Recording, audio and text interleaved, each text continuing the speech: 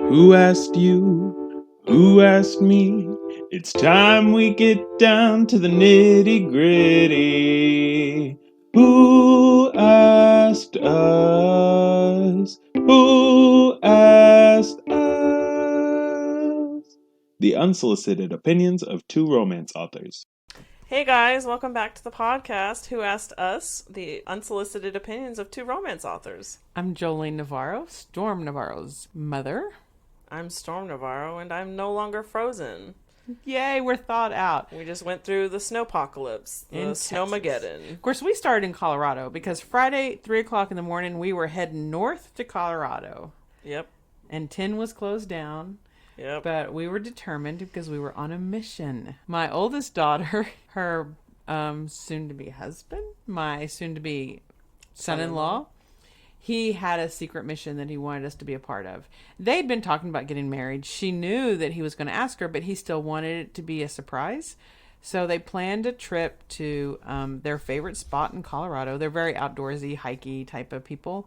And one of their first trips was to Mueller State Park in Colorado. So we made these elaborate plans for her not to know that we were following up there. The weather kind of threw us off. I wanted to go see the Georgia O'Keeffe Museum. I thought it'd be fun.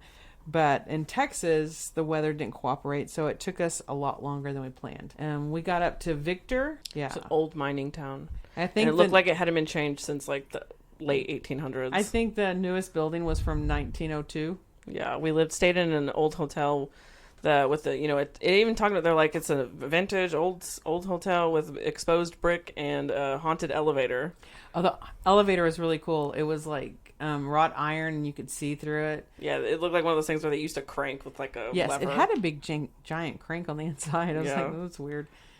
Storm and I went, my husband preferred the steps because rumors were it was haunted. But we went down one morning and then we were stuck and the door didn't open. We didn't know what to do. We're like, my husband who took the stairs was already in the lobby. So we're waving to him because it's glass, right? And he's like, what are y'all doing? And we're like, we can't get out. And you have to push a button to open the door. We're so used to things just automatically doing stuff for us. But that was the beginning. Yeah. And we ended up we went to meet them. We had to hide from her and get to Mueller State Park before they did. It was a little crazy trying to figure out, because, all these trails, where they were going to be, where we were going to be, and stay out of sight until after, because he didn't want her to know we were there till after he asked her. Yeah. So we go up this trail. It's a dead-end trail where it stops at the edge of a hill. Oh, not hill, coming from Texas, at the edge of a mountain, basically a cliff. And that's where he was going to ask her. And so Storm, at one point, going up the hill, we didn't know how much longer we had. So she's like, I can't do this. Yeah, I felt like I was dying. And we were actually really close to the top, but I didn't realize how close we were. And I was like, if I keep pushing myself, I'm going to pass out. So I just like ran off the trail down this slope. There were some mule deer that I followed. Yeah. Of course, I chased them off. They didn't want to be my friend. And I laid in the snow like an idiot. And for like 30 minutes, I waited. So me and Fred got to what we thought was the top. And it says, the 10,000 mark, and you could see Pikes Peak. Oh my gosh, so gorgeous. And these big boulders that were like table size, so you could lean on them, sit on them. They were very comfortable, actually. And we're like, oh, poor Storm, if she would have just gone a little bit longer, she would have been more comfortable. Well, come to find out, we were not in the right place, and Mark had seen us. That's my future son-in-law. He saw us, so he runs up the face of the mountain and moves us around. So with a toddler in his arms. Yeah, with a toddler and not breathing. And then he was breathing, but not breathing hard. Immediately passed out. I was not breathing. He was breathing, but like normal, like he was just walking. So he gets us behind this area where I have to squat for like 15 minutes. That was good on my thighs. That hurt. And then Storm, I guess they texted you and told you. Yeah, I was laying in the snow because I was waiting for them to pass so I could just go back down and wait for them. But he took them straight up the mountain instead of on the trail. And then they told us, you're almost there. Like, you can come up. Like, we're here and just surprise her. I was like, okay, I'll fine. And so I went up and I was like, oh, it's not that far. And then I saw him kneeling through the trees. I was like, oh my God, he's doing it right now. So I like ran the rest of the way and surprised. I came up behind Dad and surprised him. Because at this point, it's kind of flat. It's not going up. Yeah, it was just a little rocky, but nothing that I'm not used to. So we were all there, and he had her turned.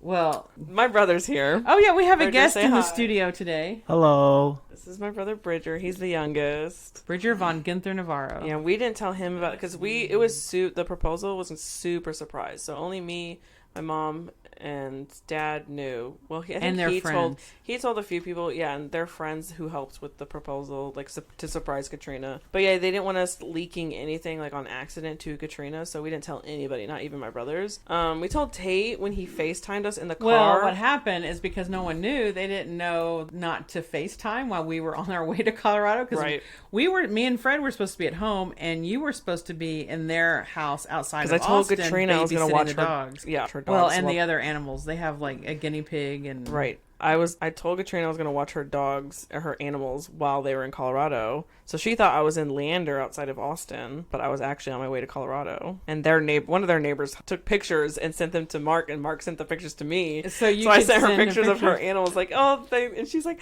oh my God, they're so happy that you're there. So we had reached Colorado. So it was late at night. We had reached the southern part of Colorado, and all of a sudden Tate FaceTimes us with his wife Lissa, and we're like, I'm driving, and Fred's like, what do we do? And Storm's like, oh my gosh, they can't know I'm in the car with y'all. Yeah, so I hid, and it was like super quiet, and my husband like hunched over, and he just pretended like we were on a road to our house where we lose reception a lot, and he's like, we're probably gonna lose you. It was all crazy, and they didn't know how to turn it off. No, and then my husband didn't know how to turn it off. Because Mark was with Katrina, and Katrina was on the FaceTime call, and Mark told me, like, get Katrina off the phone now. So he's texting you. Yeah, because he's like, so you start texting Tate. So I told Tate, I was like, Tate, don't tell anyone. We get off the phone now. Get Katrina off the phone. And so they did. And then Tate tried calling me, but I was texting Mark at the time, so I didn't answer. And so Tate texted me. It got all crazy. Yeah, Tate texted me, like, what's wrong? Like, dish, bitch. Like, dish the details. And I was like, oh my God. So finally. And Lissa's like, is it another dog? Is it another dog? Yeah, I called them back. I can't say a-hole, but Storm can say the D word. What's that about? I said bish. It's different.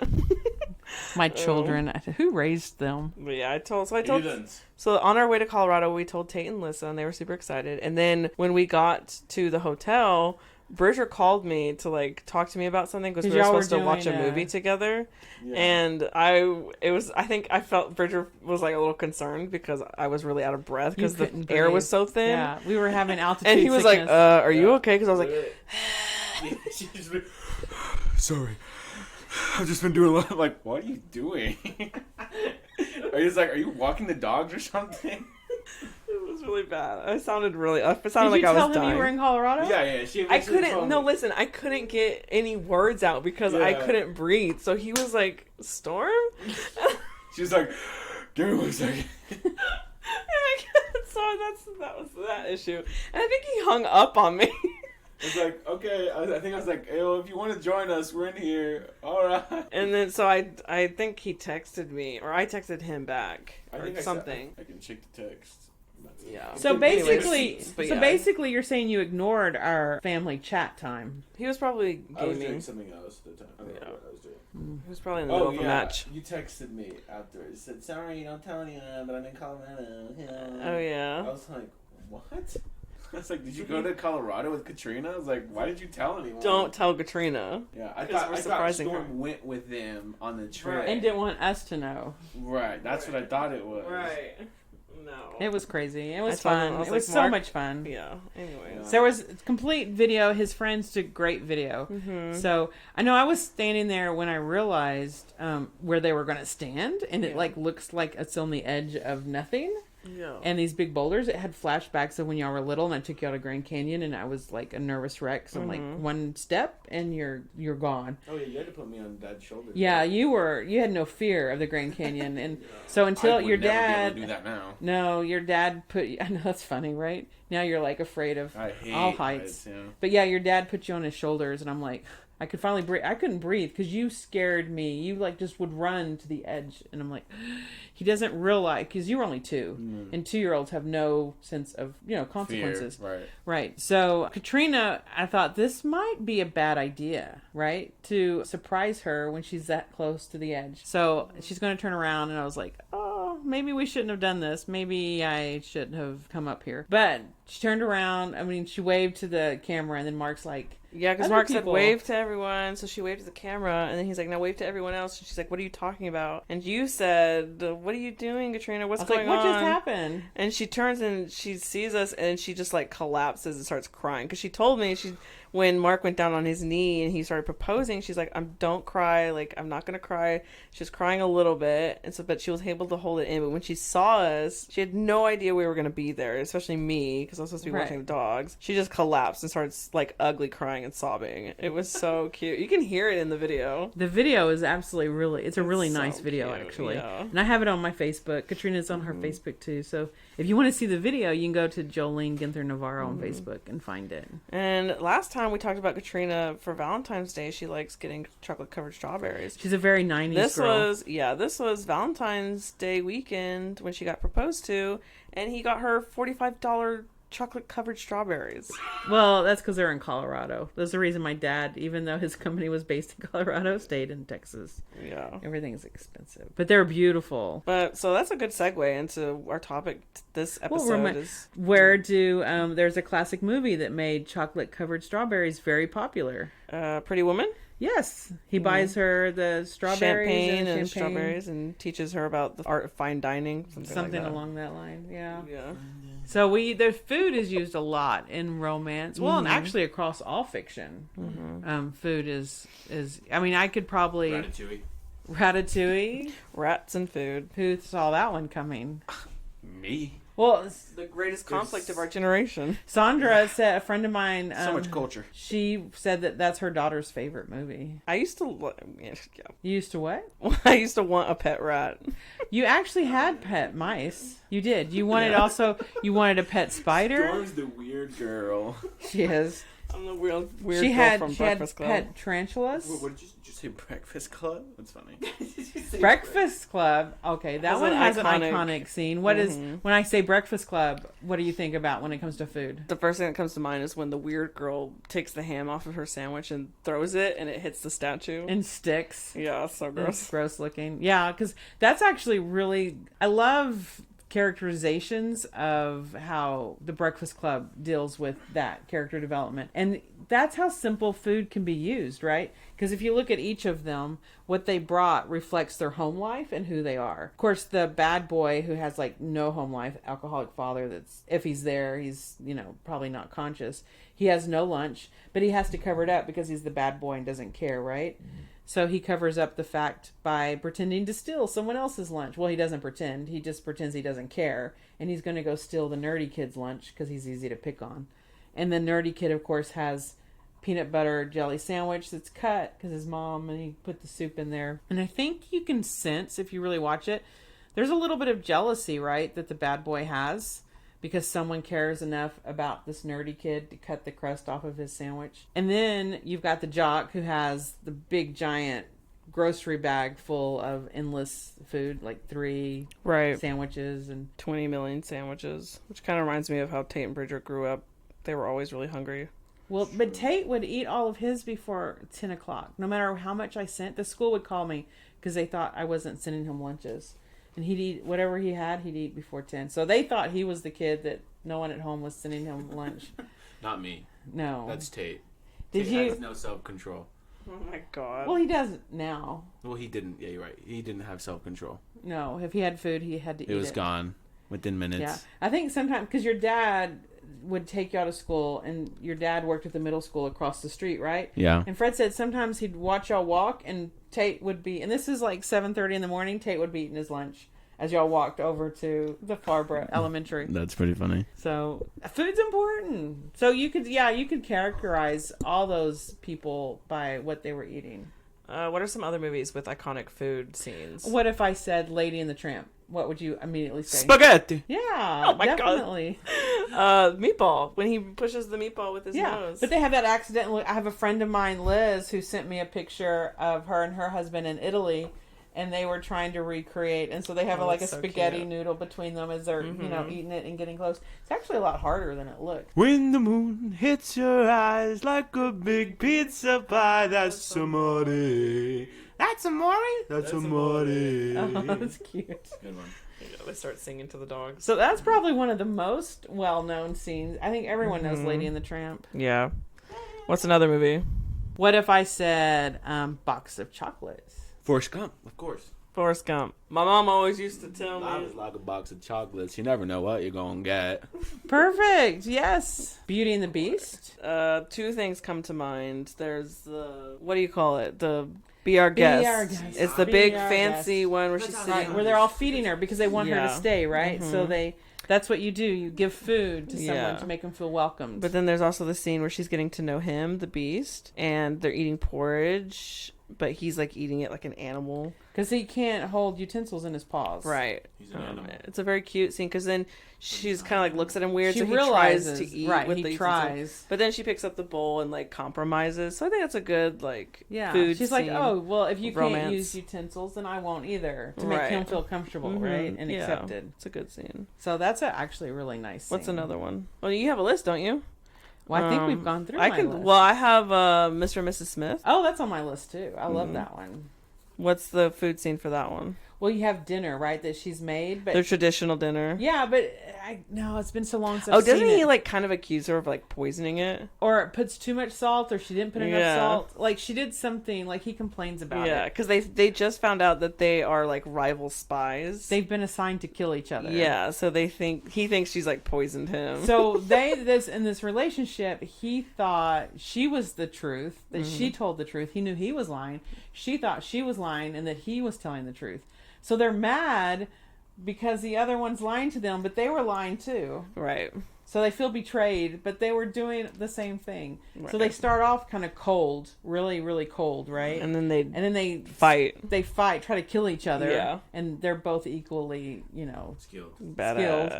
badass. So they can't kill each other. So they destroy their house. So ironically, they end up in the kitchen, right? Is it the scene kitchen? the morning after? Yeah, it's the scene. It's a really iconic scene with no dialogue, absolutely no dialogue. But they're just looking at each other, and you can tell from the look in their eyes that they're kind of We're on the same team. Yeah, they come together. It's ironic because they've destroyed the kitchen, which is a lot of times considered the heart of the home, right? So they've destroyed the heart of their home. But the intimate moment is in the kitchen rather than the dining table. Yeah.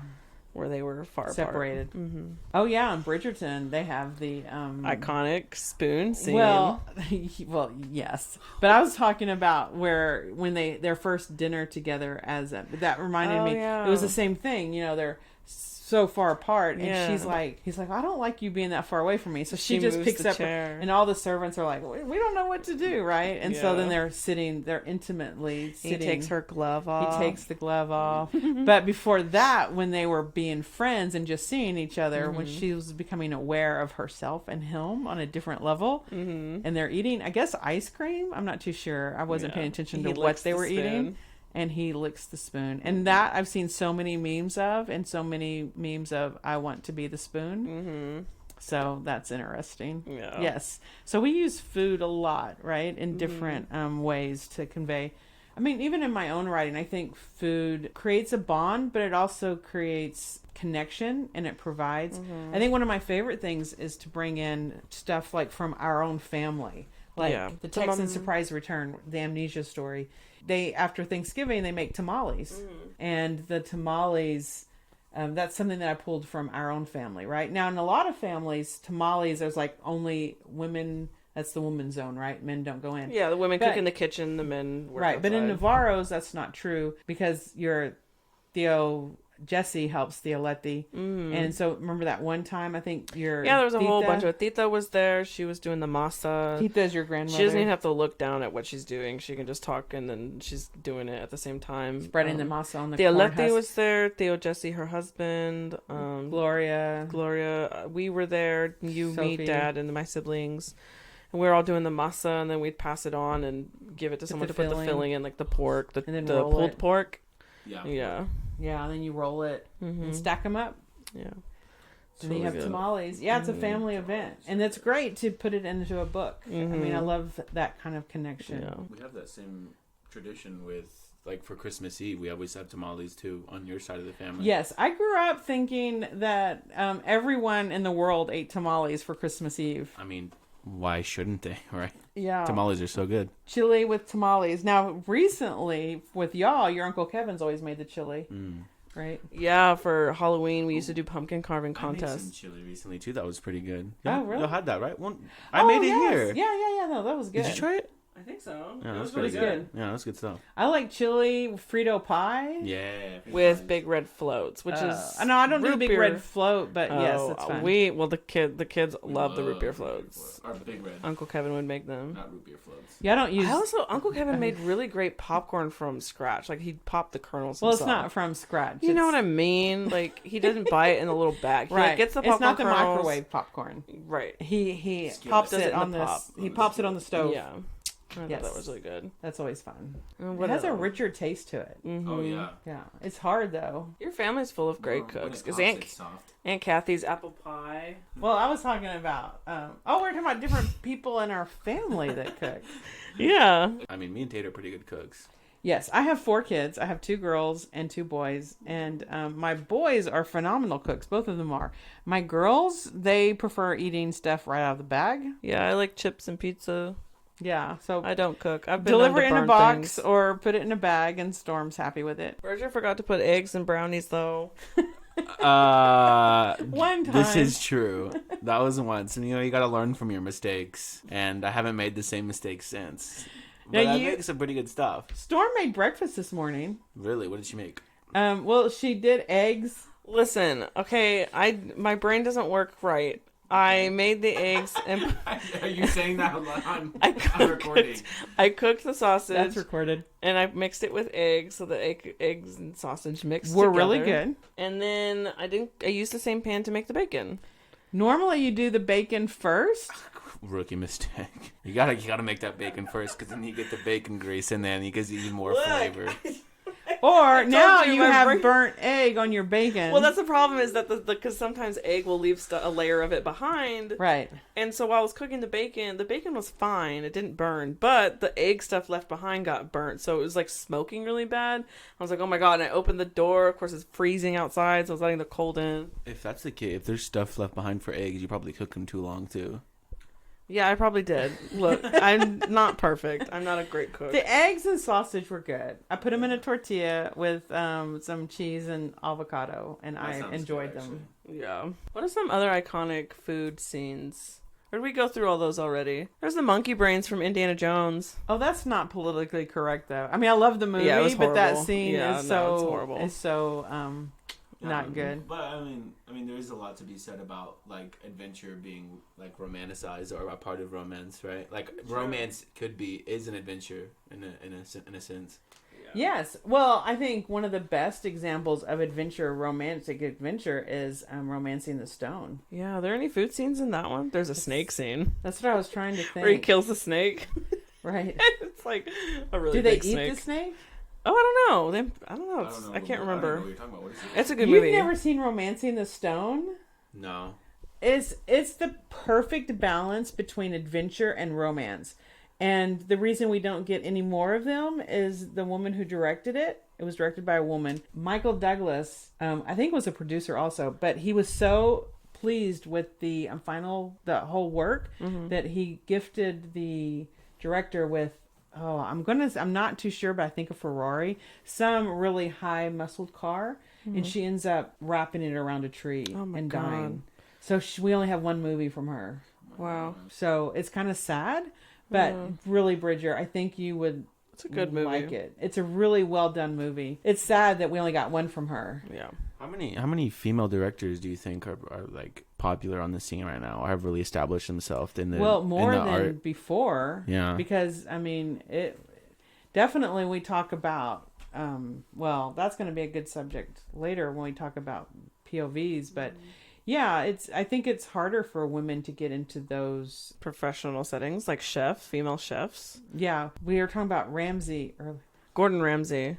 Yeah, he's so great. I love Gordon Ramsay. I love Gordon Ramsay too. He's such an awesome chef. He's just. He's such a jerk. If a woman acted like that, though, she would be called. To be fair, he's only a jerk to people that deserve. They're calling themselves professionals, and they have professional businesses. I totally agree, and they're failing. Because I like the ones where he goes in and they're making bad decisions. Yeah. They're doing cutting corners. They're cutting corners, and they're not keeping things clean. And he will yell. He tells at them what they need to hear. Right. My point is, he always is justifiable. I mean, he never yells at anyone that's trying hard. No. But can a woman act like that? If it was Gordon Ramsay, like a woman yelling at people? I think if they had the same... I don't think it's because he's a male that he gets away with it. I think it's because he's Gordon Ramsay. Like, if someone had the same status and nature as him, I'd feel like there wouldn't be... I don't know. Maybe she would receive criticism from people that just have a problem with women in power, like... Right. Power stances in general, but, I mean, I don't... Women have to be careful not to be considered the B word, right? Right. But, I mean, guys also... a guy could also be perceived as an a-hole. Like, but if he's smart, he can get away with it. I think things are changing. I don't know. I think that's in like a traditional mindset to think that women can't be aggressive or. Yeah, I think men are more criticized now than they used to be. Yes, I would say now. I would say that's also true. What do you think? What do you guys think? Us? Who asked us? No one. But we're gonna tell you our opinions anyways. I am not a great cook. No. Bridger is. I wouldn't say great. Oh, what would you consider? Okay, so Bridger, would you rather go out take someone out on a date or cook for them? Well, I can't say that I can make a decision because I technically haven't taken anyone out on a date to a restaurant, but I can say that I do enjoy making food for people. Or making food for a date. I mean, that's what I've done the times that I have had someone or had a date with someone, and I mean, it's been pretty fun. You know, just being. I feel like it's more intimate, being able to have them help you like do little things for prep work and stuff, and then kind of show them. It makes conversation a little easier. Yeah, because you could talk about what you're doing instead of just sitting at the table staring at each other. Right, and I have her. Yeah, I was like, oh, you can help me do this. Like, if you want to cut this chicken in little inch cubes, you can bring up stuff like, oh, my mom. And then you can was just the worst slowly at doing this. show them, guide them in the way, caress their hands and show them the way of the blade. Little romantic as you gaze into each other's eyes. And is it cheaper? I think we caught on this secret. It's cheaper. Yeah. Sorry, that's the real answer.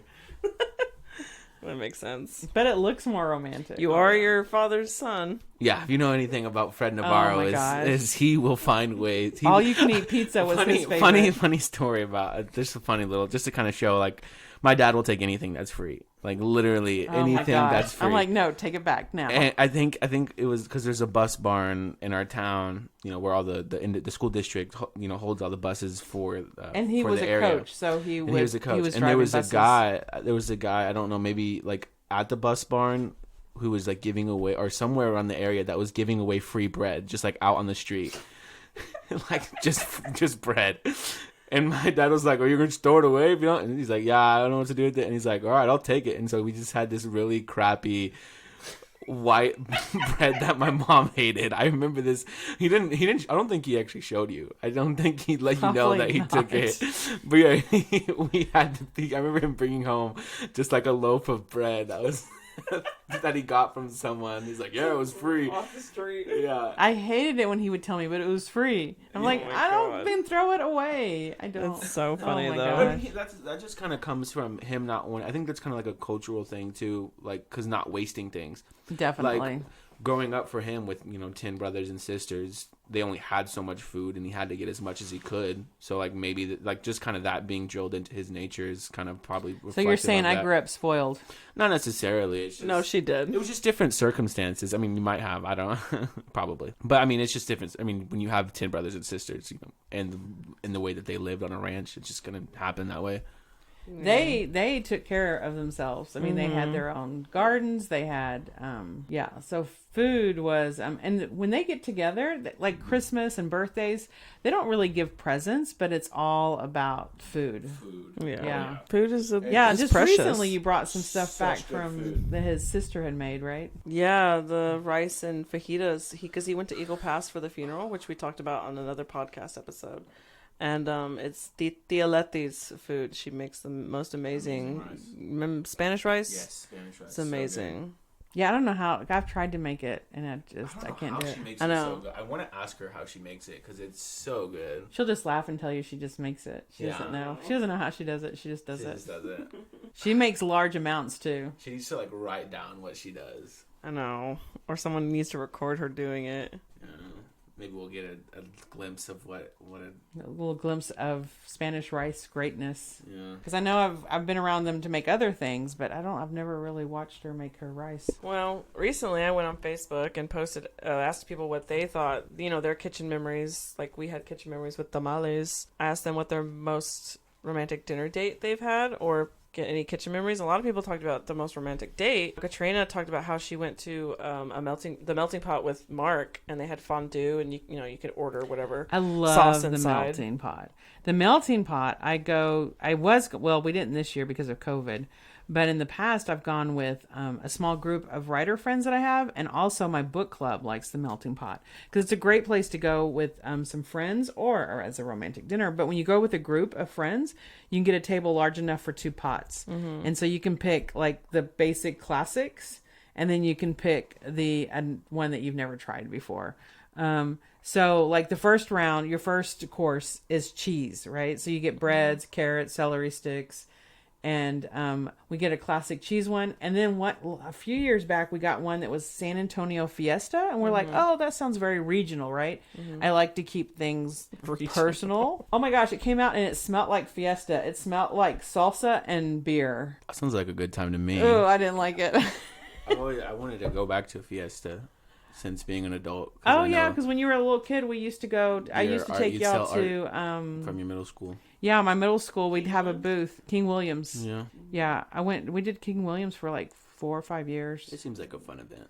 Yeah, that was a day one, and it tends toward families. Some of the Fiesta events aren't as family friendly, but now you're in your 20s.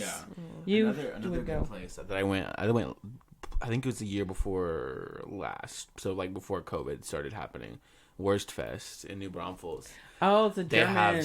Oh my God, the German sausages and beer, like imported beer that they have there. It's so good. So at a melting pot, if they had a German themed one, it would smell like beer and sausage. Yeah. Yeah. Ugh. Well, speaking of San Antonio. Oh my God. Speaking of San Antonio, Mary Brand, one of our author friends, her and her husband had gone to the Tower of Americas. This was her most romantic. Beautiful. Tower of Americas is a big tower, the tallest tower in San Antonio, and it rotates at the top. It was built in 1968 for the World's Fair. There's a rotating restaurant at the top. At the top. Mm-hmm. And she said they had prime rib, and at the end of the night, John proposed. Oh, so that was sweet. super They're romantic. a cute couple. Suen Shafer, another one of our... Because we're part of SARA, which is a San Antonio romance author. So Suen Shafer's one of those authors, part of that group. She said her and one of her exes, during their lovey-dovey stage, kind of like the honeymoon stage, they had dinner at a hole-in-the-wall restaurant in Florence, which is, I love looking for those little hole-in-the-wall. Wait, she says one of her exes? Well, she says my ex, and I assumed that, well, I don't know, it could have been like an ex-husband, I guess. Right, she has an ex-husband. When I thought you said one of her exes. Her and her ex. How many exes does she have? Found a hole-in-the-wall restaurant in Florence, and yeah, I like little hole-in-the-wall restaurants, in local Italy? restaurants. Oh, that's so cool. I know, that sounds really fun. Like very what did authentic. They eat? They ate spaghetti, brains fried with cauliflower and tripe Florentine. Oh, that sounds like something your dad would eat. Yeah, in the ranch. That sounds good. I would try it. Cow brain, you think? Yeah. I mean, tripe is the same thing that's in menudo, and I love menudo. Oh, that's like the lining of the stomach, right? It's like another just like family tradition. Who looks at the lining of the stomach and says, it's not necessarily what they want to eat. It's them eating every part, making the most of everything that they have. But now that we don't have to eat every part. It's just become a tradition. It's like, why waste it, right? Mom's like, I like authentic culture stuff unless it's gross. So Suen said they walked along the Ponte Vecchio, which I'm not sure what that is. Someone's probably yelling at you. Oh, that implies anyone's actually listening, right? I'm pretty sure I pronounced that wrong, but she said, I guess we were so obnoxiously smooching that someone yelled at us to get a hotel. Oh, that's so romantic. It is funny. Rom-commy. My friend Jen, she said, this story is not about me, but my parents. They were in Italy too. Wow, something about Italy.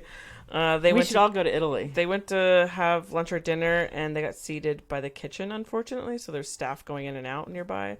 They had a great time, but when their appetizers came out, my dad looked down at the door and saw rats scouring for food. My dad said, nope, and they left. It wasn't a rat that was, like, telling the chef what to do, right? No, it was not Ratatouille. This was Italy. Your boy Remy trying to get some reps in.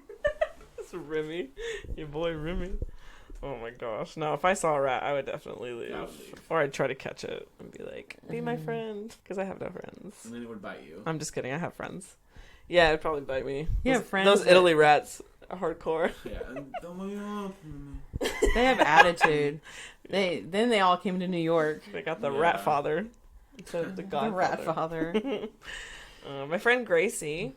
She likes it when you prepare a meal together with someone, get to the point that you can predict what that person needs before they even ask, like getting a spice or a kitchen tool. Well, your dad, he knows what I like and don't like. Dad knows you're picky. Yeah, he knows. She's a little high maintenance sometimes. I am not. Lissa.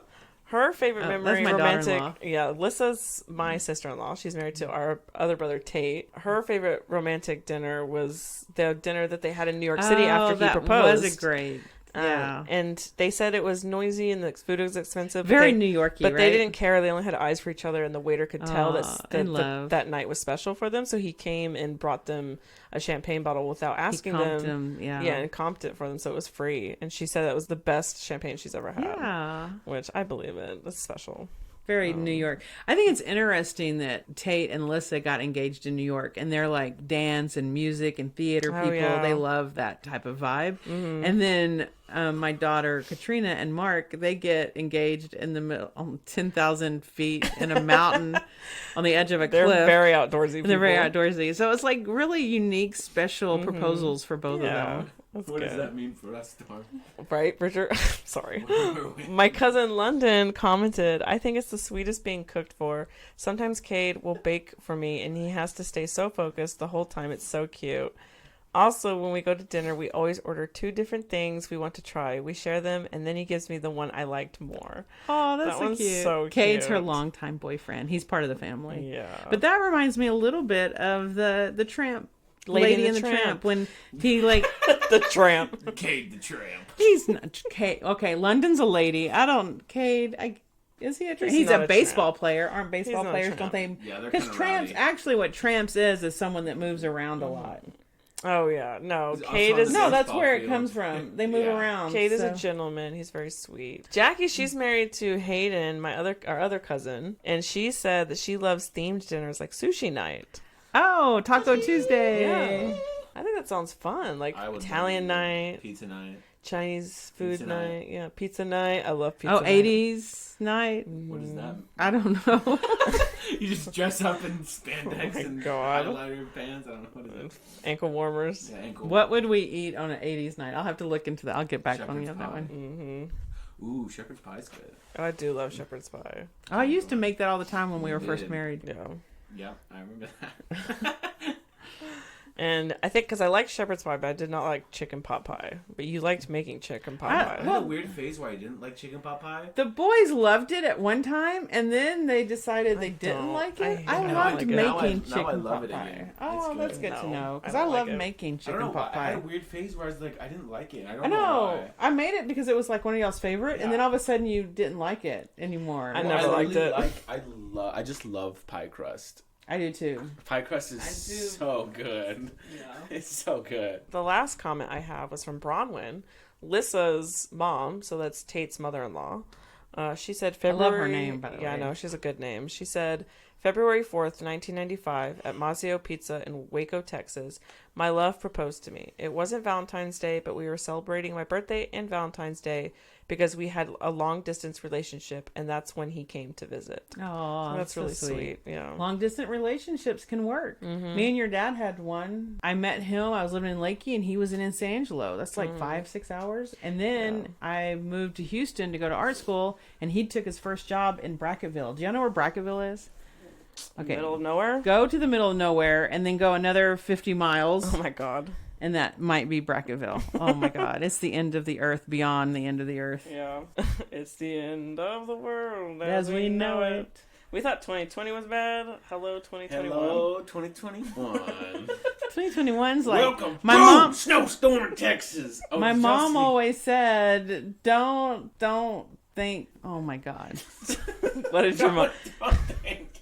Don't think. Don't think. What did your mom used to say? Don't think. Don't count your chickens before they hatch. No. What?